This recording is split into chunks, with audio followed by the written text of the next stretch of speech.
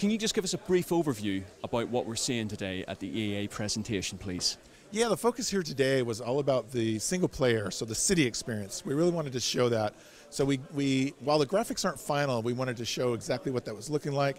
Most importantly, we wanted to talk about Glassbox. So that's our new engine, that's our new simulation engine. So that's a lot of what we were showing today, is some of the cool stuff that we could do with that, which is very new and different from previous SimCities. Well, obviously bringing SimCity back to the masses is a huge undertaking. How did you guys tackle it? Kind of like eating an elephant, one bite at a time. So they really thought long and hard about all the cool stuff that they could do, because obviously technology has changed a lot in the last 10 years since the last SimCity. So it really was just fertile open ground. So they knew we wanted to do multiplayer, so we focused on that. So it was built from the ground up for that. We knew we wanted to really have a much deeper, richer simulation experience. So Glassbox, the new technology that was created for this game, allows us to do that. And then we wanted to have a really nice, unique graphical look, which I think we're on the road to achieving, with sort of the tilt shift inspired graphics, which really looks kind of like a model city. So we're really excited about sort of those three things. And how did you decide what you were bringing to this new SimCity? I mean, in paying homage to the past, but also wanting to do new things as well, I assume. So how did you draw that line?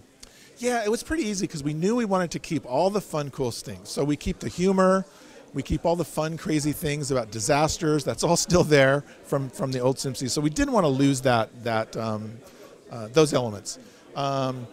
And then the new things we wanted to bring was all the cool stuff with Glassbox and all the cool things that we wanted to do. So again, it was wide open in terms of what they could do. So the team wanted to really make a difference and make the game very unique from what SimCity 4 was. So we got this all new graphical look.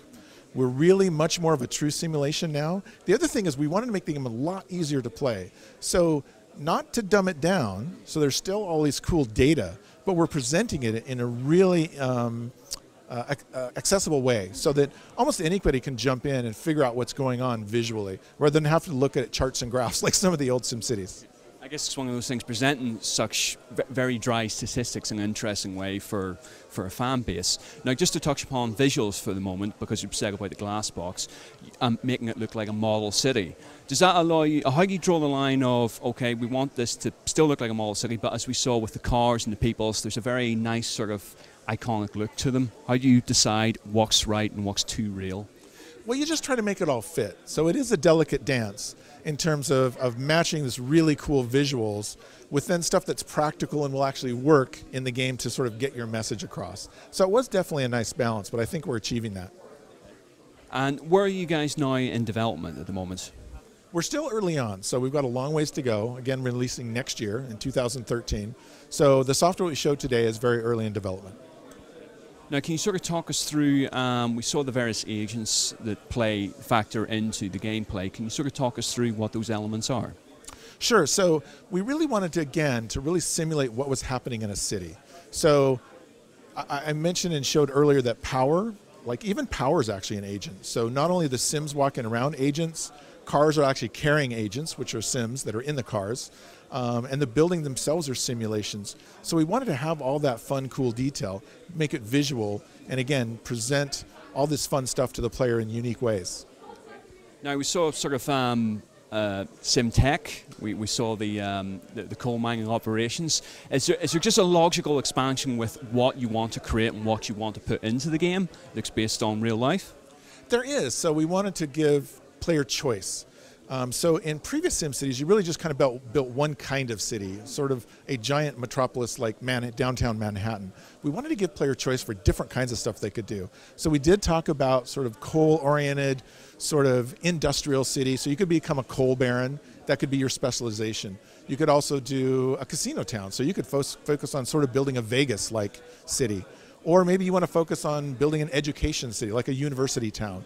So all those, and we'll have other types that we'll announce later, but we wanted to give that player choice. So that's a really new and unique thing in the new SimCity. Now, you mentioned during the presentation, is there any chance you can sort of touch upon, even in sort of broad terms, broad strokes, about the multiplayer aspect of SimCity? Sure, I can touch on a little bit. So you're playing in interconnected cities that are in regions. So you're playing with other players. And you're also playing on a wider stage in sort of a SimCity world that's connected digitally. So on the wider stage, you can buy and sell goods. So there's like a world market that exists. There'll be world challenges. There'll be things that you can do in terms of, there's leaderboard stuff as well, so you can compete in that way. And at the region level, you can actually do projects that you cooperate on building, and we'll have a lot of cool stuff like that. You can buy and sell goods. You can actually do some really interesting things like maybe I don't want to have a police department. I want to do other stuff in my town because I want it to be pristine and not have police running around. But I'm going to need police coverage or my town will get crime-ridden. So maybe you and I are playing together and you say, okay, I'll build extra police coverage and I'll build some mods to my police. And so I'll cover you on that. So there's lots of interesting ways that you can share data, you can share people. If I don't have enough jobs in my city, my people actually leave and go to your city. And that's through, like you're saying, it's live chat, you can actually talk to other players in your region and work out exactly what you want to do and what you agree upon. That's correct. You can just quickly chat with somebody and either tell them stop polluting or too much crime. And just to sort of wrap up, SimCity's been, it feels like it's one of those enduring gaming franchises. What's the legacy there? Why is it such a big name in the industry and why is it so enduring? It's just, it tries to represent real life and it's fun. It's, building cities, we all love to create stuff, so you get to sort of, again, it's a sandbox just as you do as your kid, building sandcastles and building all kinds of crazy stuff. You get to do that in a digital environment with SimCity. So I think that's kind of the main enduring thing there. Listen, thank you very much indeed for your time. Very much look forward to playing it.